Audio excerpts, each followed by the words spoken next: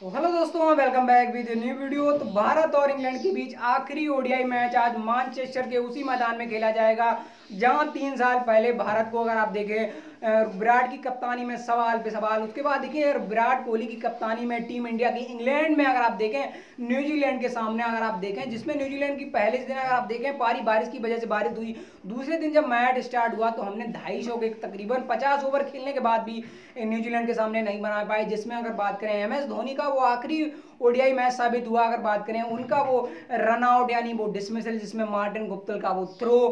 तो फिर team India के बाद फिर एक बार मानचेस्टर फतेह करने की बारी होगी, लेकिन अब सामने होगा इंग्लैंड, अब है नहीं न्यूजीलैंड। क्योंकि अगर बात करें इंग्लैंड क्रिकेट में, अगर बात करें जिस तरह उन्होंने ओडीआई फॉर्मेट को खेला है पिछले महीने, अगर बात करें नीदरलैंड के सामने, लेकिन इंडिया के सामने जिस तरह उनके देखिए लो स्कोरर अगर बात करें तो बने हैं। क्योंकि अगर आप देखें पहले मुकाबले में इंडिया के, अगर आप देखें पेस अटैक के सामने इंग्लैंड के बड़े बड़े बल्लेबाज 0 पर हमने आउट देखे। क्योंकि अगर आप देखें पहले ओडीआई मैच में इंडिया ने इंग्लैंड को 110 रन पर समेट दिया और उसमें देखिए मैन कार्ड रहे जसप्रीत बुमराह। और अगर बात करें 6 सफलताएं उनको मिली हैं, और ओडीआई में अगर आप देखें उनका बेस्ट फिगर है। उसके बाद मोहम्मद शमी को दूसरे एंड पर जिस तरह न्यूजीलैंड के बड़े बड़े बल्लेबाज नहीं खेल पाए, ये भी एक बहुत बड़ी काबिलियत रही है हमारे पेस अटैक की। और उनमें मुकाबले से पहले जब जसप्रीत बुमराह नहीं थे, अगर मुकाबले से पहले जब भुवनेश्वर कुमार अवेलेबल नहीं थे इस पेस अटैक में, तो ऐसा लगा कि शायद इंडिया हो सकता है थोड़ी बैकफुट पर आ जा रहा है। क्योंकि आप देखें इंग्लैंड के लिए 3 ऐसे प्लेयर वापसी कर रहे थे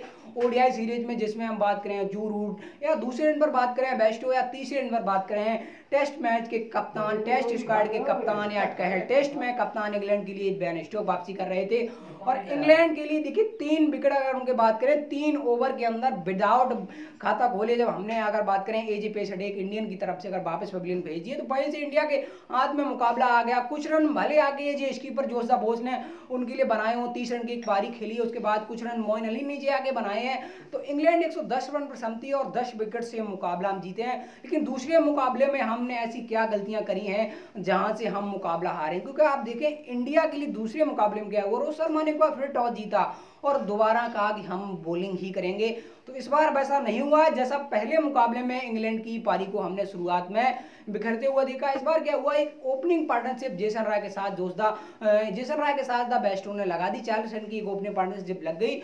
तो उसके बाद पार्ट टाइम गेंदबाज, या यूं कहें फिर हम एजे ऑलराउंडर हार्दिक पांड्या, अगर आप देखें डीप बैकवर्ड पर पॉइंट पर जिस तरह सूर्य कुमार यादव उनका कैच लिया, उसके बाद देखें एक 30-40 रन की पार्टनरशिप लगती है, उसके बाद बेस्टो आउट होते हैं। बेस्टो जिस मोमेंटम पर युजवेंद्र चहल उनको बोल्ड मारा, अगर मेरा मानना बेस्टो 10-15 रन बना जाते फिर वो सेंचुरी से पहले रुकने वाले प्लेयर नहीं, क्योंकि उनको उनका मोमेंटम लगभग मिल चुका था। उसके बाद देखिए हमें फिर उसके बाद बात करें जूरूट की विकेट मिल गई, उसके बाद हमें फिर बेन स्टोक्स की विकेट मिल गई हमको जोशा बोस की विकेट। 105 रन पर इंग्लैंड की हमने आधी टीम पवेलियन भेज दी। उसके बाद अगर आप 250 का स्कोर बना रहे हैं, क्योंकि आप देखें जिस वक्त आपने इंग्लैंड के 5 विकेट लिए हैं जिसमें उनके टॉप 5 बैटर शामिल थे, तो फिर आप दूसरी बार गलतियां क्या करते हैं, दूसरी बार आपकी अप्रोच देखिए डिफेंड नहीं होती, इस बार आप अटैकिंग गेंदबाजी के साथ गेंदबाजी करते ही नहीं है। आपका माइंड सेट होता है कि इंग्लैंड को अगर आप 102 रन पर उनके अगर 5 विकेट ले लेते हैं, तो उसके बाद इंडियन पेस अटैक ने गलतियां क्या करी हैं। देखिए दूसरी तरफ लियाम लिविंगस्टन और उनके साथ खड़े थे मोइन अली, अगर आप देखें तो फिर मोइन अली के साथ जो लियाम लिविंगस्टन ने 30-40 रन की पारी बिल्ड करी, वहां से फिर लियाम आउट हो गए। उसके बाद डेविड विली का एक इजीली कैंड, अगर आप देखें बैकवर्ड पॉइंट पर जिस तरह अगर आप देखें प्रसिद्ध कृष्णा ने ड्रॉप किया है, 1 रन के निजी स्कोर पर इस वक्त वो खेल रहे थे, उसके बाद उन्होंने 40 रन और एड किए। तो अगर आप देखें अगर हमें उस वक्त अगर विकेट मिल गई होती तो फिर हो सकता है दूसरे एंड पर जो मोइन अली रन बनाए हैं इंग्लैंड के लिए रिकवर कराई है। अगर आप देखें बिली और मोइन अली के बीच जो एक पार्टनरशिप बिल्ड हुई थी, वहां से जो 50-60 रन बन गए, वहां से इंग्लैंड रिकवर कर गया। और इंग्लैंड की जो 40 बोनस रन डेविड विली के रूम में आए थे इंग्लैंड को, अगर बात करें तो 246 रन पर ऑल आउट हुआ है। अगर बात करें डेविड विली की, अगर हमें वहां सफलता मिल गई होती तो सकता है मोइन को जल्दी आउट करने में कामयाब होती, लेकिन ऐसा नहीं हुआ। और फिर जब इंडिया की चेज की बारी आई तो मुझे उम्मीद लगी कि शायद 10 विकेट से हमने ओडीआई मैच जीता है, तो हो सकता है दूसरा ओडीआई मैच हम 250 रन के आसानी से बना के चेज कर लें, लेकिन ऐसा नहीं हुआ। जब एजे ओपनर रोहित शर्मा या एजे कप्तान रोहित शर्मा के रन नहीं है और रोड और रीटोपल ने जिस तरह हमारे टॉप ऑर्डर को बिखेरा, यही एक मेरा मानना है काबिलियत बन गई। क्योंकि आप देखें जसप्रीत बुमराह ने जब इंग्लैंड के टॉप ऑर्डर को पहले ओडीआई मैच में बिखेरा था, उसी तरह री टोपली ने, देखिए अगर आप देखें रोहित शर्मा आउट हो गए, शिखर धवन के साथ अगर आप देखें विराट कोहली ने, अगर आप देखें छोटी सी अगर देखें पार्टनरशिप बिल्ड करी, उसके बाद जिस तरह शिखर धवन आउट हुए, उसके बाद ऋषभ पंत आए, ऋषभ पंत आउट हो गए, उसके बाद अगर आप देखें तो फिर विराट कोहली का जो डिसमिसल था, वहां से ऐसा लगा कि इंग्लैंड ना अब गेम में आ गया है। क्योंकि आप देखें 31 पर अगर आप देखें 3 विकेट हमारे इकट्ठे चले गए, 3-4 रन बने, 27-28 पर अगर आप देखें हमारी 1 विकेट थी, और अगर बात करें 31 रन पर हमारे 4 विकेट हो गए। वहां से इंग्लैंड हमारे ऊपर हावी हो गया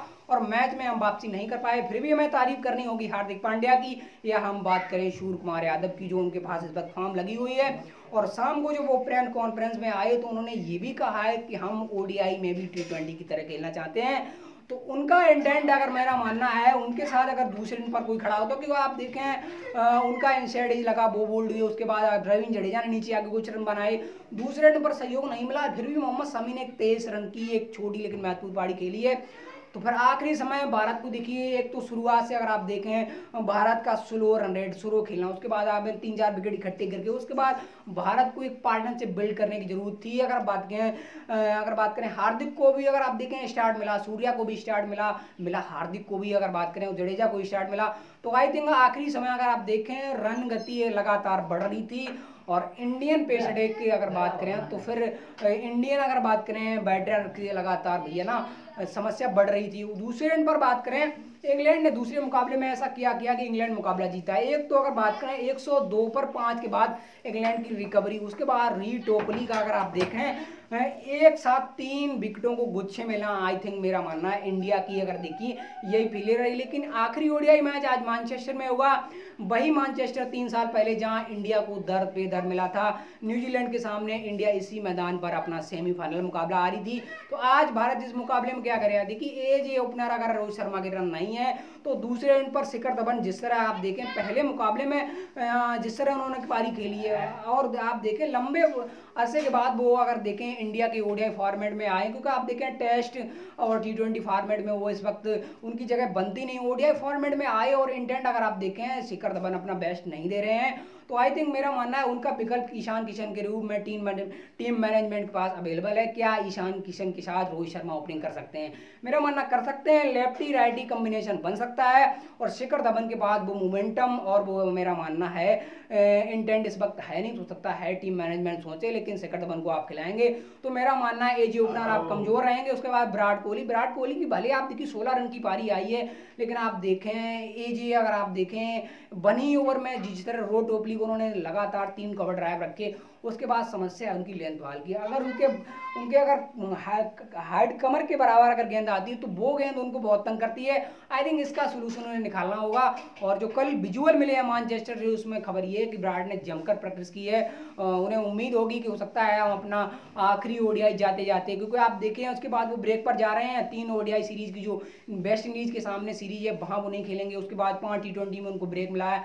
तो आई थिंक लंबे अर्से के बाद फिर वो जुड़ेंगे एक, तो मेरी उम्मीद होगी कि विराट आज कुछ रन बनाए, हो सकता है सेंचुरी नहीं तो कम 60-70 रन की एक ऐसी पारी खेल जाए जिससे उनके आलोचकों को करारा जवाब हो।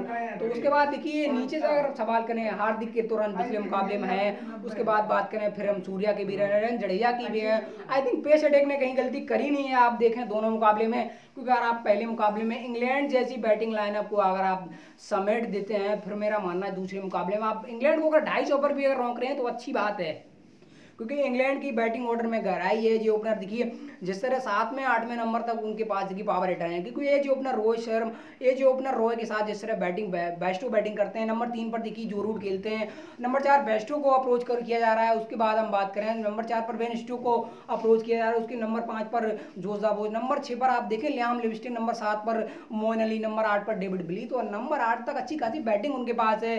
गेंदबाजी में आप देखें उनके पास अगर आप देखें पहले मुकाबला सैम करन खेले थे, उनको बाहर कर दिया गया दूसरे ओडीआई मैच में। तो आज के मुकाबले में इंडिया का क्या कोई चेंजेस करेगी? देखिए मेरा मानना है इंडिया की बैटिंग लाइनों में कोई चेंजेस की जरूरत नहीं है। मेरा मानना है ऋषभ पंत को जो आपने 4 नंबर खिलाया है, ये मेरा मानना है हो सकता है थोड़ी सी मिसमैनेज आपसे, क्योंकि आप देखें सूर्या मुंबई इंडियंस के लिए नंबर 3 खेलते हैं, वहां से जब उन्होंने रन बनाए तो फिर इंडिया की टीम में आए नंबर 3 नहीं, चलो नंबर 3 हम मानते हैं विराट की एक बेस्ट पोजीशन है, नंबर 4 पे आप उनको खिलाया, नंबर 4 से आप ज्यादा नीचे उनको नहीं धकेल सकते, क्योंकि उनका आप नेचुरल पोजीशन अगर आप उनकी छीन रहे हैं तो उनके साथ आप नाजायज कर रहे हैं, क्योंकि ऋषभ पंत को आपने ये जो ओपनर T20 में अप्रोच किया वहाँ उनका बेस्ट नहीं आया। उसके बाद अगर बात करें तो फिर ओडीआई पिकर में 5 या 6 की पोजीशन मेरा मानना उनके लिए बेस्ट है, और T20 में भी वही इनकी पोजीशन है। तो मेरा मानना फिर ओडीआई में उनको आप नंबर 4 पर नहीं खिलाना चाहिए। उसके बाद अगर आप देखें टीम इंडिया, अगर आप देखें क्या कोई गेंदबाजी में बदलाव करेगा, मेरी नज़र में हो सकता है बदलाव कोई टीम इंडिया ना करे।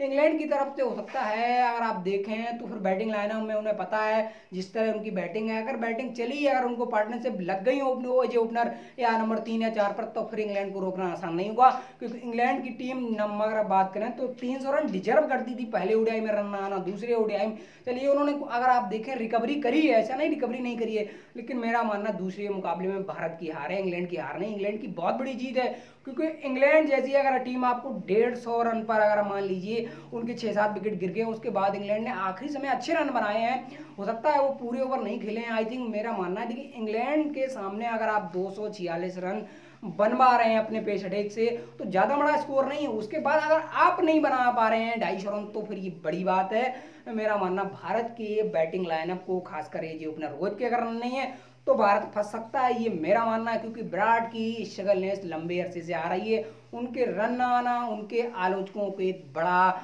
मिसमैनेज है। क्योंकि आप देखें विराट के रन अगर आ गए तो फिर जो चीज़ चल रही है ना, कल उनका एक ट्वीट भी आया था जिसमें उनको बिंग लगी हुई अपनी तस्वीर पोस्ट करी थी, और पाकिस्तानी कप्तान बाबर आजम ने भी उनको बैक किया, रिजवान ने बैक किया। तो कई पूर्व खिलाड़ी मान रहे हैं कि विराट, अगर आप देखें शोएब अख्तर ने भी उनके ऊपर स्टेटमेंट दी है। तो आई थिंक जिससे विराट क्रिकेटर हैं उनके बारे में जो चीज़ें चल रही हैं तो आई थिंक कुछ होता ठीक ना होती। लेकिन आज के मुकाबले में मैनचेस्टर में इंडिया क्या करेगी, देखिए आज के मुकाबले में सबसे पहले अगर इंडिया टॉस जीतती है तो हो सकता है इंडिया बॉलिंग ही बेस्ट माने, क्योंकि इंग्लैंड अगर टॉस जीती वो भी मेरा मानना है हो सकता है बॉलिंग ही करें। तो आई थिंक जो भी टीम जीतेगी हो सकता है बॉलिंग ही करना, क्योंकि आप देखें दोनों मुकाबले में डिफरेंसेस आप देखें नतीजे आए। क्योंकि आप देखें पहले मुकाबले में उम्मीद नहीं थी कि इंग्लैंड 110 रन पर ऑल आउट हो जाएगा और भारत 10 विकेट से मुकाबला जीत जाएगा। दूसरे मुकाबले में ये भी उम्मीद नहीं थी कि इंग्लैंड की, ये उम्मीद थी कि इंग्लैंड वापसी तो कर सकती है, लेकिन जिस तरह उन्होंने इंग्लैंड ने भारत को हराया, क्योंकि आप देखें 100 रन से हराया और वो भी 250 के स्कोर पर, तो ये आई थिंक किसी ने नहीं सोचा होगा। तो लेकिन आज के मुकाबले में क्या होता है, और आप देखें मुकाबले में ज़्यादा वक्त नहीं है, 3:30 बजे मुकाबला शुरू हो रहा है और इस वक्त तकरीबन 10 बजने वाले हैं इंडिया में, तो ज़्यादा वक्त नहीं है। आई थिंक मेरे हिसाब से 4 या 5 घंटे तकरीबन होंगे इस वक्त मुकाबले में।